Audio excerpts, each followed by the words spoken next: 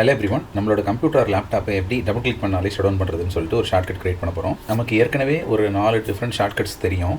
நான் எக்ஸ்ட்ராவாக இப்போ 2 ஷார்ட்கட்ஸ் சொல்லி தர போகிறேன். நம்ம யூஸ்வலாக வந்துட்டு பார்த்தீங்கன்னா விண்டோஸ் ஐக்கானை ப்ரெஸ் பண்ணி இங்கே போயிட்டு ஷட் டவுன் கொடுப்போம்.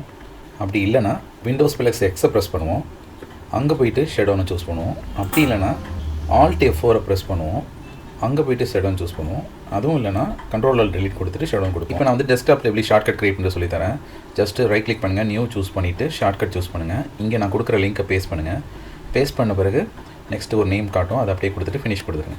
இப்போ நீங்கள் ஜஸ்ட்டு டபுள் கிளிக் பண்ணாலே போதும், ஸ்லைட் டு ஷட் டவுன் காட்டும். ஜஸ்ட்டு ட்ராக் பண்ணி இழுத்து விட்டிங்கன்னா ஷட் டவுன் ஆகிடும். இப்போ நம்ம ஷார்ட்கட் கிரியேட் பண்ணோம்ல, இதுக்கு ஒரு ஷார்ட்கட் கீ மாதிரியும் செட் பண்ணலாம். அதுக்கு வந்துட்டு பார்த்தீங்கன்னா ஜஸ்ட்டு ரைட் கிளிக் பண்ணி ப்ராப்பர்ட்டிஸ் போங்க. ப்ராப்பர்ட்டிஸ் போயிட்டு இந்த இடத்துல வந்துட்டு ஷார்ட்கட்டில் எஸ்ன்னு சும்மா டைப் பண்ணுங்கள். அது Ctrl Alt Sன்னு தானாகவே மாறிக்கும். இப்போ நீங்கள் ஓகே கொடுத்துட்டு நீங்கள் டெஸ்க்டாப்பில் எந்த இடத்துல வேணாலும் Ctrl Alt S ப்ரெஸ் பண்ணிங்கன்னா இந்த ஸ்லைட் டு ஷட் டவுன் வரும். ஜஸ்ட் இழுத்து விட்டிங்கன்னா ஷட் டவுன் ஆகிடும்.